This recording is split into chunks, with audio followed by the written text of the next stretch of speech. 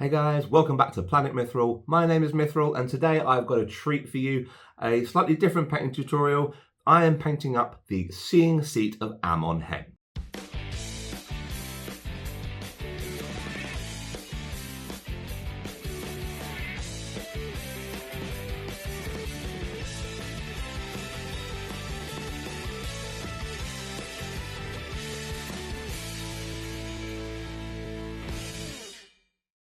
That's right, we have this beautiful piece of Forge World resin which I got from Warhammer World at the Throne of Skulls last year. I had a £20 voucher for Christmas, so what's the most logical thing to do? Go and spend an extra £140 on this massive solid chunk of resin.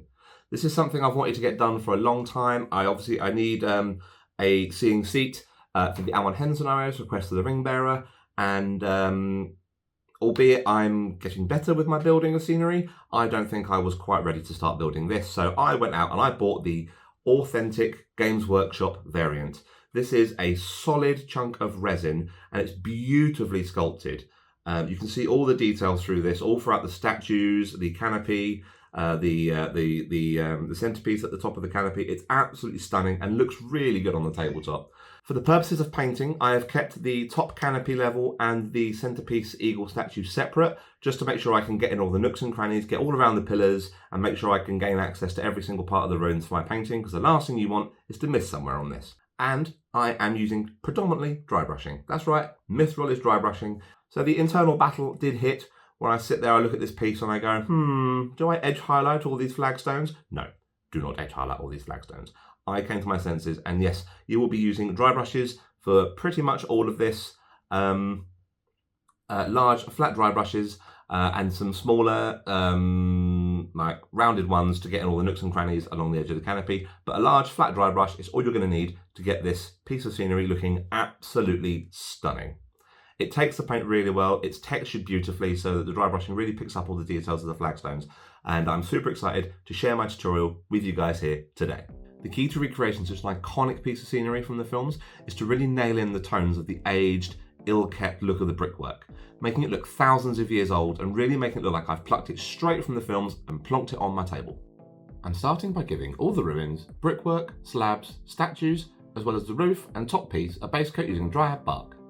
Now, as the ruins themselves aren't going to be getting any shade or wash per se, I want to try and encapsulate as much texture within the brickwork as I possibly can, even from the base coat stage. To achieve this, my dryad bark base coat is being applied as more of an overbrush.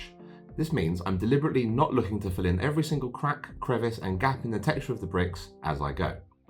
You can see that some of the deepest cracks are still showing my Chaos Black base coat, as my dryad bark is overbrushed over the top in a fairly heavy manner. With my dry brushing stages later, this should pay off really effectively. Starting with such dark brown tones might be considered an odd choice for grey aged ruins, but, well, trust me and you'll see.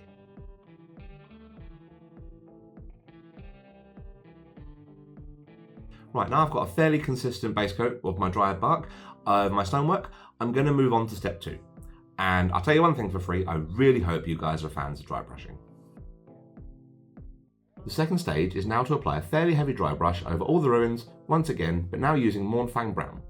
As I say, keeping this fairly heavy as I'm still building in the base tones here, but slightly lighter than the dryad bark base coat, so you can see some of it showing through the texture of the brickwork.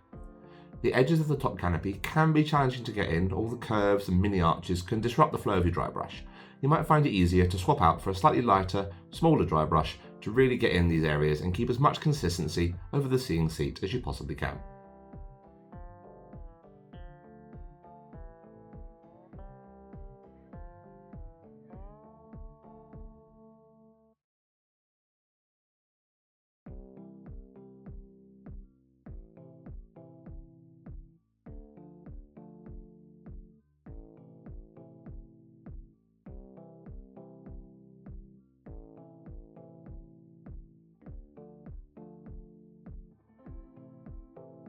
This is now being followed up by another dry brush, again less intense and heavy as the previous stage, this time using Zandri Dust.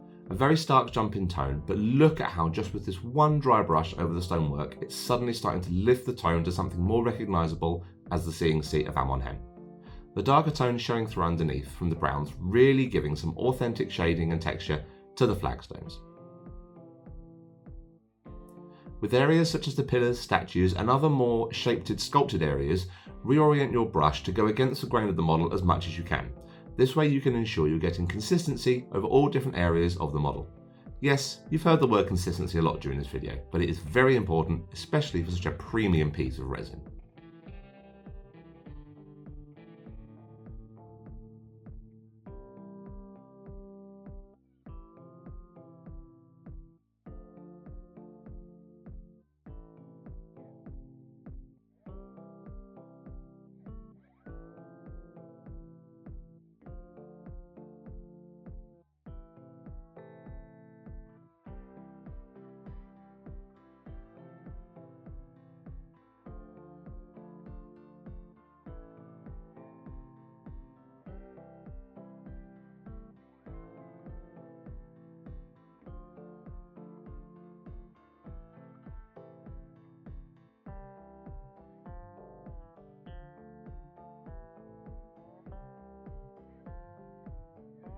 Painting grey stone without actually using greys?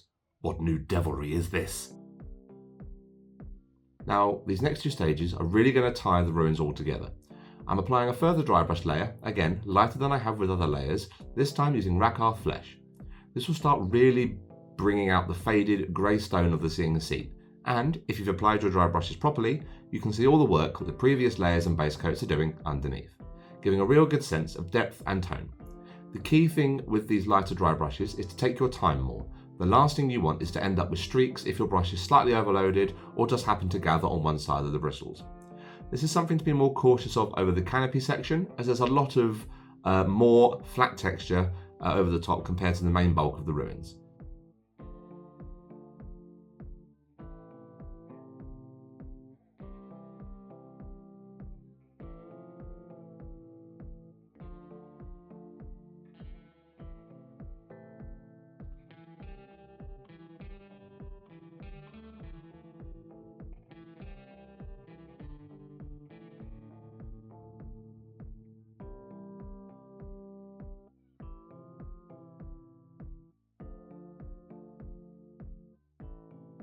The final painting stage for the ruins is to apply a super light dry brush using everyone's favourite paint. Don't lie to me, you know it's true. That's right, how could I possibly get through a tutorial without finishing off with pallid witch flesh? All joking aside, this will really bring out the upper textures of the brickwork and complement the slightly more tanned pastel look of the previous Rakarth Flesh layer. I must stress once again that keeping this light and not rushing with the pallid is key to an awesome looking stonework here. If you're too heavy-handed at any point, then you're more at risk of streaks and ruining your authentic look right at the end, which nobody wants. Remember, you can always add more, but you can't take it away when it's applied, and it's really quite hard to fix blemishes with a model such as this.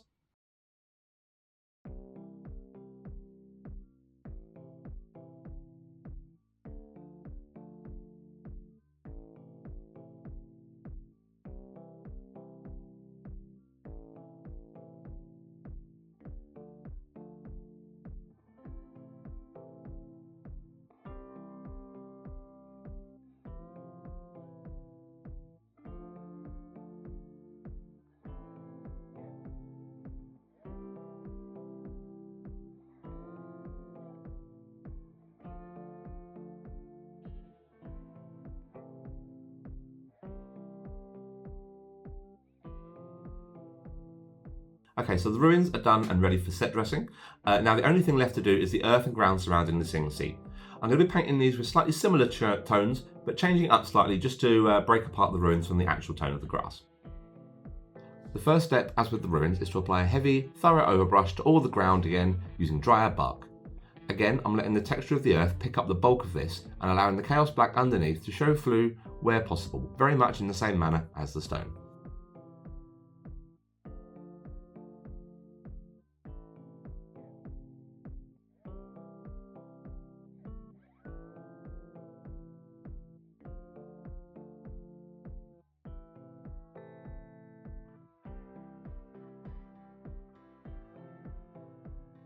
With this all in place and dry, the next step is to dry brush over once again using Gawthor Brown.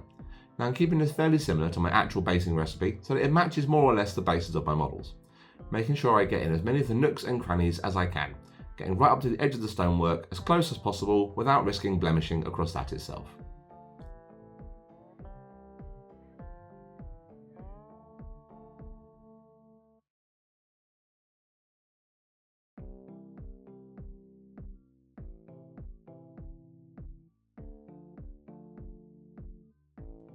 The final step is to apply a light dry brush here over the top, this time using Karak stone. You can see how this just differentiates subtly from the tone of the stonework and stops it becoming one great amorphous blob of grey and brown. What a beautiful piece of scenery.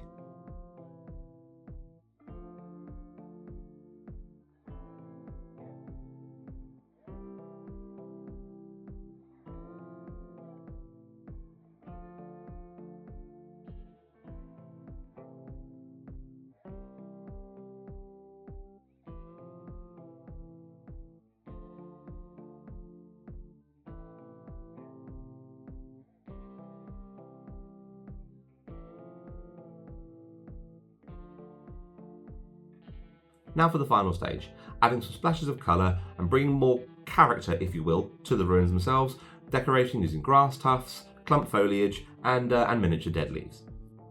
How much or little of this is entirely down to your personal preference. There's no real right or wrong answer. The only real piece of advice I can offer is try to avoid symmetry. As weird as it sounds, nature isn't symmetrical, but we're hardwired as people to enjoy the order of symmetry. Trying to create artificial random can be quite difficult. I'm showing you some of the key areas throughout this process where I'm placing my set dressing, so you have an idea for reference.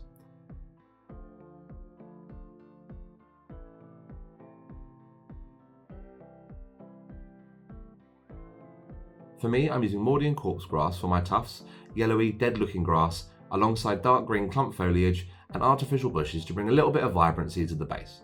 I'll be adding dead leaves as well to finish off the effect once they arrive. I never said I was prepared.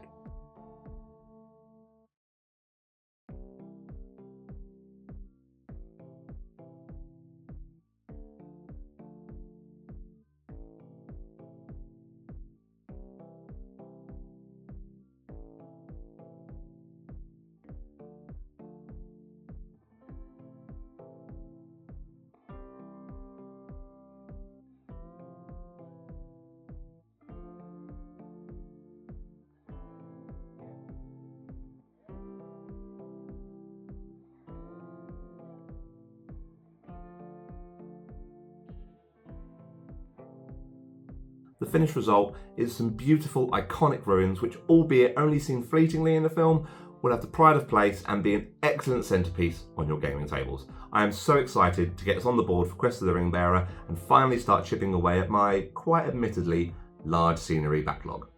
Thank you guys so much for watching. I really hope you enjoyed today's tutorial. Don't forget to like, subscribe and hit that bell for notifications when videos go live. And as always guys, take care and happy hobbying. Bye guys.